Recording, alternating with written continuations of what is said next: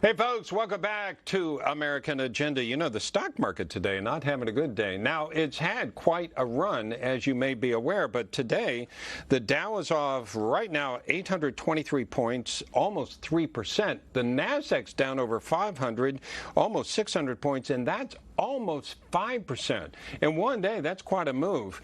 Now, the Department of Labor reported first-time unemployment claims for last week, 880,000. That's under 1 million.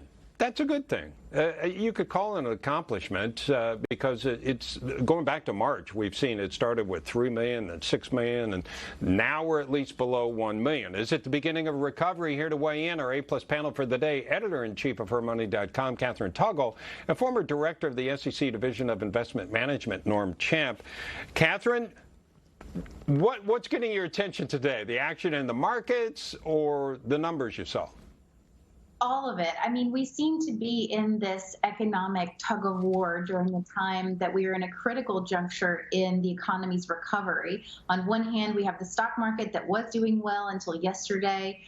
We have the commercial real estate industry that's doing badly. We have, declining claims, but then we also, it's just such a mixed bag right now. It seems impossible to know where we're headed. Isn't that the truth, Norm? It is, although I would point to the big drop in the continuing claims down to under 13.5 million, still a huge figure, but down over 1 million from last week. That does indicate that we are, I think, getting somewhere, and combined with the weekly claims being under 1 million, now understanding Labor Department used new methodology this week, so there's some, the number's a little different.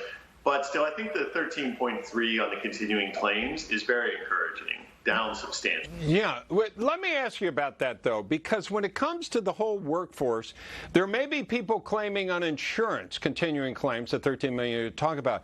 But aren't there a whole lot of other people that don't show up in those numbers that don't have a job right now? So you do get the effect, right? So obviously people, they're on unemployment for a while, and then we start to have people leaving the workforce, meaning they're not actively looking for employment, and workforce participation clearly taking a hit during this time. So overall, the picture is very mixed, like Katherine said. But I do think having the claims below 1 million, only the second time since the pandemic started, and getting the continuing claims down is encouraging. Now, the black cloud coming up, obviously the airlines have all announced that they're going to have some big layoffs. So that's a concern coming up. And Katherine, there's another concern on Wall Street right now, and that is not knowing what the future holds as far as who might be elected in November, right? Right. That's the big question mark. Yeah. So how do you assess that? I mean, I think that this country is just so partisan, and everybody says that if their candidate loses, it's going to be the worst thing in economic history ever. I think that if there's one thing that we can count on, it's that we've got to get this country's debt down.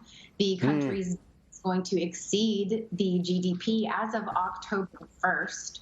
So I think whoever takes office is going to need to figure out a plan for getting back on track. And I think the big concern when we look at debt numbers that are that substantial is that a tax hike is coming for all Americans in order to pay that down. Oh, I know. And the value of the dollar is going to go on. I don't know if we have a graphic on that, but yeah, our GDP now, if you take the amount of money we owe, it would take the whole GDP a whole year just to equal that. And obviously we aren't, because we keep adding debt on top of that. So, Norm, I've got about 30 seconds. How does that play out? So this kind of debt, in the instances where we've had it, obviously we haven't had in the United States since World War II.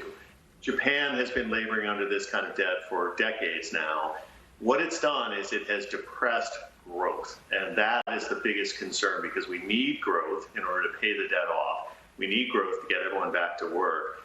This kind of debt at these levels starts to crowd out private investment, and that hurts growth. And without growth, we're not going to get out of this debt trap. Yeah, because the government has to borrow the money from the same people that private individuals or institutions have to. And so that makes things more expensive. That slows down. I'm just trying to pass that along to folks so they understand how that works. Katherine Tuggle, Norm Champ, thank you so much for being with us today.